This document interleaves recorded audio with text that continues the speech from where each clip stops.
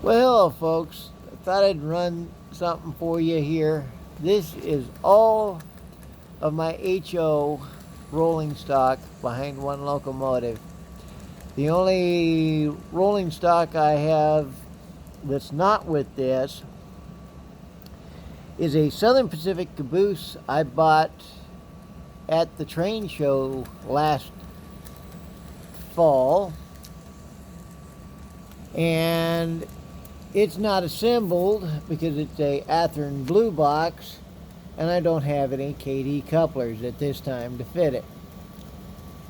But once we get some bills caught up and all, I'll get some glue and I'll get some KD couplers, and you'll see a Southern Pacific caboose on the back of an HO scale train.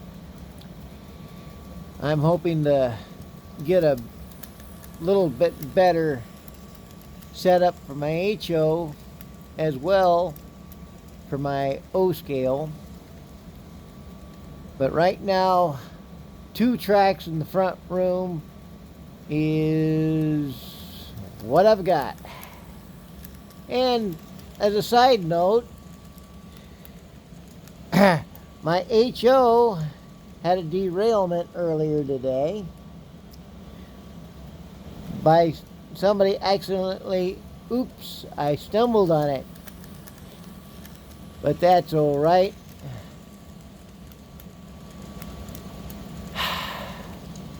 Christine couldn't help it. She was probably paying attention to something on her cell phone. Oh, you know how we love to tease the ones we love. No damage was done, so I'm not upset about it. That's when I went out and got more cars to put on the train. And as you can see, I got it up and running.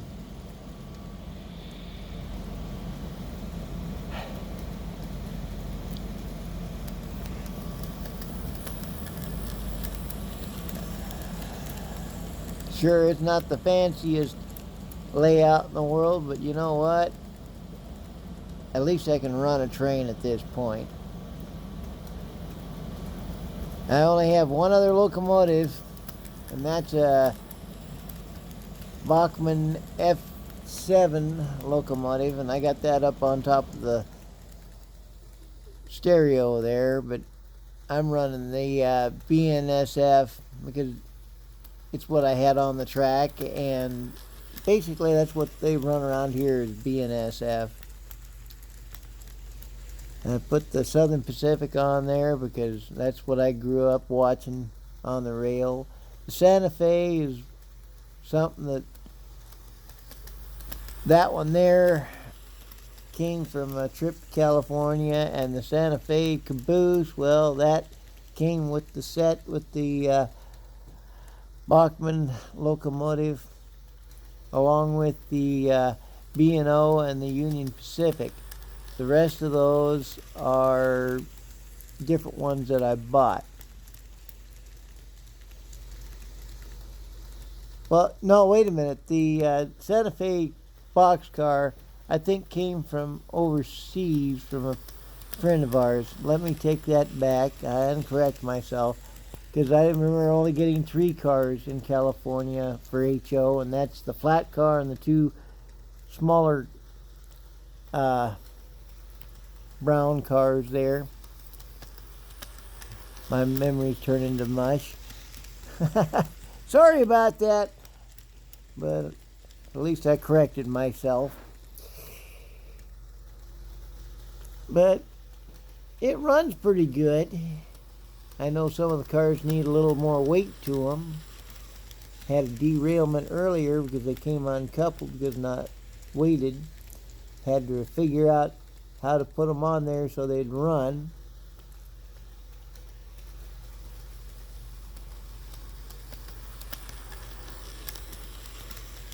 But it seems to work pretty good now.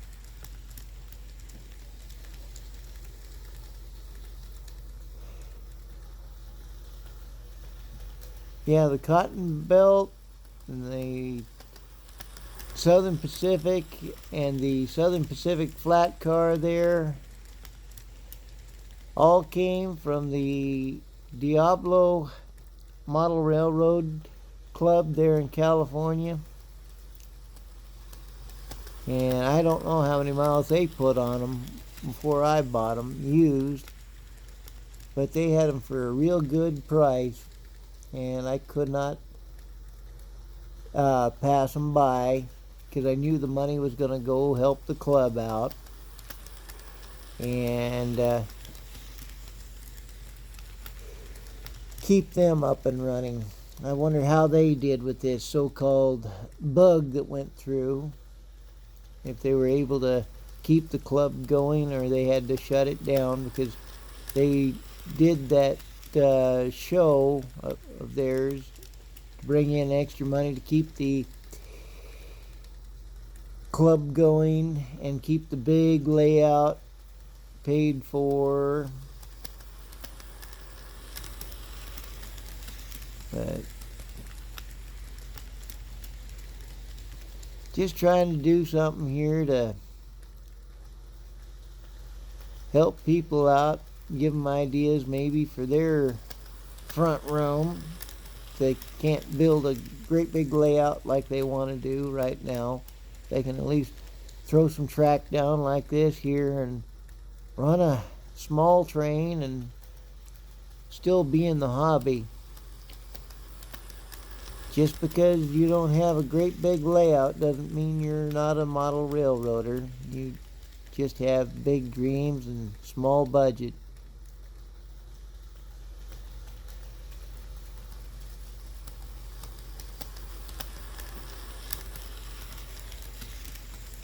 And who knows, just watching the train go around and around, your daydreams can take you different places, you know.